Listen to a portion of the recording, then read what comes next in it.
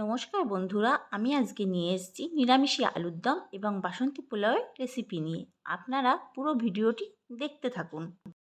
এরপর কড়াইতে তেল গরম হয়ে যাওয়ার পর আমি গোটা জিরে, গোটা শুকনো লঙ্কা এবং তেজপাতা এবং গোটা গরম মশলা ফোড়নে দিয়ে দিলাম। পিস পিস করে রাখা আলুগুলো আমি তেলের মধ্যে একে একে দিয়ে দিলাম। এরপর আমি লবণ স্বাদমতো এবং হলুদ গুঁড়ো দিয়ে দিলাম। এবার আলুগুলোকে আমি তেলের মধ্যে নাড়িয়ে চাড়িয়ে ভালো করে ভেজে নিলাম। এরপর পিস পিস করে রাখা টমেটো কুচি দিয়ে দিলাম। পেস্ট করে রাখা আদা জিরে লঙ্কা বাটা আলুগুলোর মধ্যে দিয়ে দিলাম। এরপর মশলার বাটিটা ধুয়ে জল দিয়ে দিচ্ছি যাতে মশলাটা পুড়ে না যায়।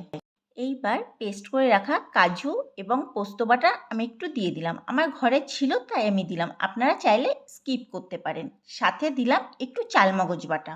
একটু কষিয়ে নেওয়ার পর আমি পরিমাণ মতো উষ্ণ গরম জল দিয়ে দিলাম। ফুটে ওঠার পর আমি স্বাদ মতো একটু চিনি দিয়ে দিলাম। তৈরি হয়ে গেল আমার নিরামিষি আলুর দমের রেসিপি। এই নিরামিষ আলুর দমের রেসিপি আপনারা শুধু পোলাওয়ের সাথে না, ফুলকো ফুলকো লুচি এবং ফ্রাইড রাইসের সাথেও ট্রাই করতে পারেন। এইবার পোলাওয়ের জন্য একটা হাঁড়িতে আমি নিলাম ঘি এবং গোটা গরম মশলা এবং তেজপাতা। এরপর আমি জল ঝরিয়ে রাখা গোবিন্দভোগ চালটাকে একটু হলুদ মাখিয়ে ঘিয়ের মধ্যে ছেড়ে দিলাম। এইবার চালটিকে সুন্দরভাবে ঘিয়ের মধ্যে ভালো করে ভেজে নিলাম।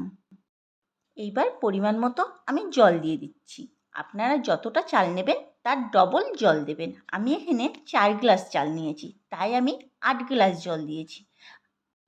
এরপর ভিজিয়ে রাখা কিছু কিশমিশ, স্বাদমতো লবণ এবং কিছু কাজু বাদাম দিয়ে দিচ্ছি। এইবার আপনারা গ্যাসের ফ্লেমটা হাই করে 20 মিনিট ভালো করে ফুটিয়ে নেবেন। আমাদের জলও শুকিয়ে যাবে, আমাদের বাসন্তী পোলাও রেডি হয়ে যাবে। নামানোর আগে আমরা স্বাদমতো চিনি এবং ঘি ছড়িয়ে নামিয়ে নেব। এই দেখুন আমার বাসন্তী পোলাওটা কত সুন্দর রেডি হয়ে গেছে। আপনারাও যদি এরকম ঝরঝরে বাসন্তী পোলাও রেসিপি করতে চান তাহলে করে দেখতে পারেন। আর ভালো লাগলে একটা লাইক, শেয়ার, কমেন্টস এবং সাবস্ক্রাইব করে দেবেন। Thanks for watching. দেখা হবে নতুন একটি রেসিপি নিয়ে।